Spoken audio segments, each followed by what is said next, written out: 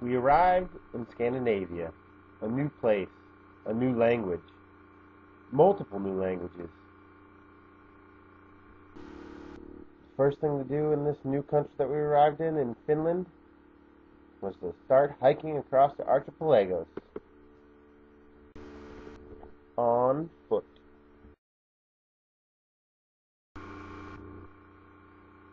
After walking for kilometers and kilometers, we decided it was much faster to travel as a hitchhiker by boat. By boat, we traveled through the archipelagos.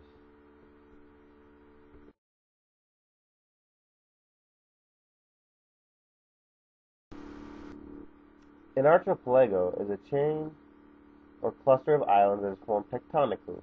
This particular chain of islands is located between Finland and Sweden.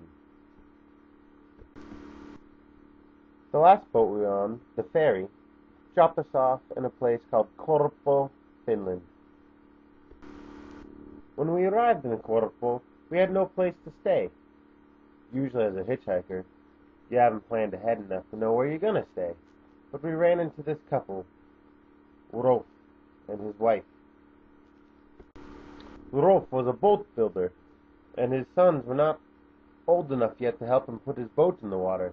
So he had my friend and I help him put his boat in the water.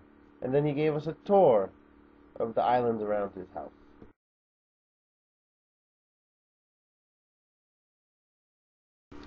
One good rule while traveling in a boat, besides wearing a life jacket, is to carry extra gas. At least enough gas to make it back where you started. If you don't have enough gas, make sure you have 2 paddles, which we did. After leaving Rolf and his wife, we made it to Mariehamn, a beautiful little island that is actually part of Sweden.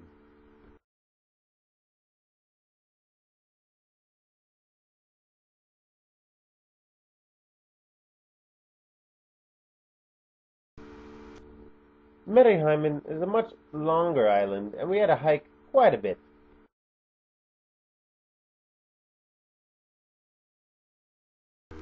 Like many of the houses on Mariehamn, they are very small.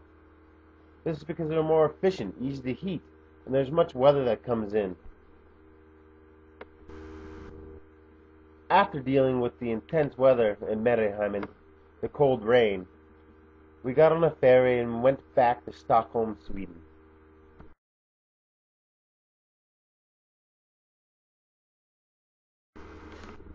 We then made it to the Royal Palace in Stockholm.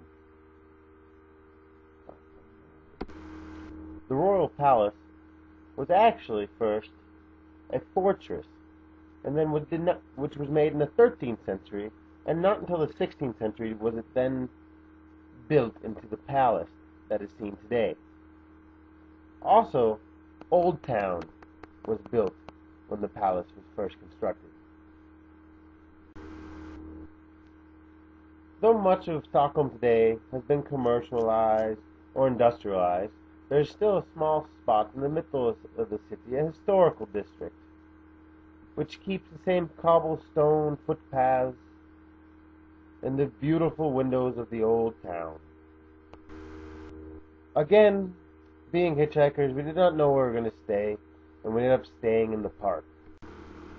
Now that we have made it to the end of our trip, let me go over the guidelines for Scandinavian hitchhiking. 1. Travel by foot. Make sure you have a backpack and food to bring with you. If becoming exhausted by traveling by foot, because Scandinavia has a lot of water and many boats, you shall hitchhike by boat. 2. If you are hitchhiking by boat, make sure you have enough gas to make it back where you started. You should also always wear your life jacket. If you do not have enough gas to make it back where you started, please make sure that you have brought an emergency set of paddles. 3. Sleep. Because you are hitchhiking and you have probably not planned your trip out, you will not know where you are sleeping the majority of the time. So make sure to bring a sleeping pad and sleeping bag. Thank you.